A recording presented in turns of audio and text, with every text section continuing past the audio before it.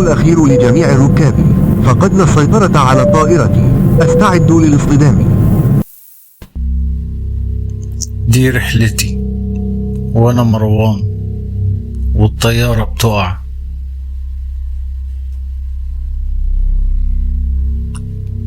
فتحت عيني على جثث حواليا في كل مكان، ومش شامم غير ريحة الدخان والبنزين والموت.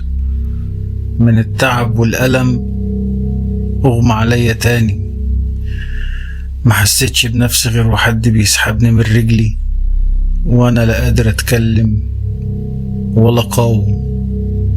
بعد فترة وانا بحاول افتح عيني شفت كائنات غريبة طويلة ورفيعة ولونها رمادي.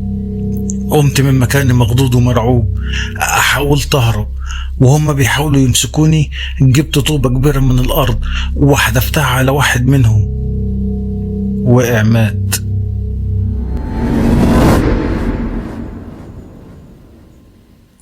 صرختهم حولت الصحراء الجحيم، وهجموا عليا وكتفوني. ظهر من وسط الضلمة واحد منهم لابس تاج على راسه ولافف حوالين وسطه حزام من الذهب. انا هموت من الرعب ومش قادر انطق. وقف قدامي وقرب راسه مني وقال لي: هدفعك تمن اللي عملته. انا مش هعذب جسمك، انا هعذب روحك. ونادى على واحد اسمه زئير. جه زئير ومعاه كرباج من النار. كل ضربة بالكرباج كانت بتحرق روحي من جوه مش جسمي، ومع كل صرخة كان الألم بيزيد. بعد ما خلص زئير ضرب طلعت ايادي كتير من الرمل ومسكت رجلي وشدتني لتحت، وانا بغوص اكتر في الرمل. نزلت تحت الارض سامع اصوات ناس بتتعذب، وانا كمان بتعذب. ضربوني في كل حتة في جسمي بالحديد، ونفس الايادي اللي نزلتني لتحت شدتني طلعتني لفوق.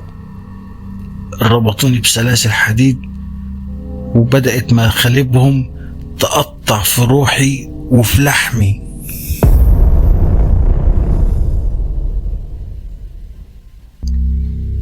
ناديت عليه وقلت له: أبوس إيدك ارحمني أو اقتلني وريحني من العذاب ده. قرب مني وأنفاسه كأنها خارجة من الجحيم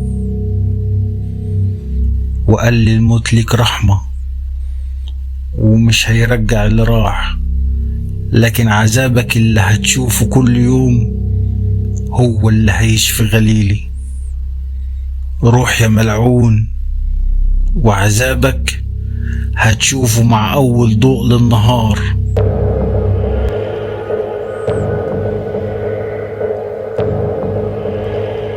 ومع أول ضوء للنهار كلهم اختفوا. جريت، شفت من بعيد فرق الإنقاذ عند الطيارة. فرحت، ناديت عليهم محدش رد عليا. رحت لهم قلت لواحد فيهم: أنا كنت في الطيارة. سابني ومشي. رحت لواحد تاني ما ردش عليا وسابني ومشي. بقيت بجري زي المجنون، حد يلحقني. محدش شايفني ولا سامعني، وكل لما المس حد فيهم ايدي تعدي منهم كأني هوا. خلصوا شغلهم وسابوني ومشي. ورحلتي الأخيرة بقت سجن الأبدي.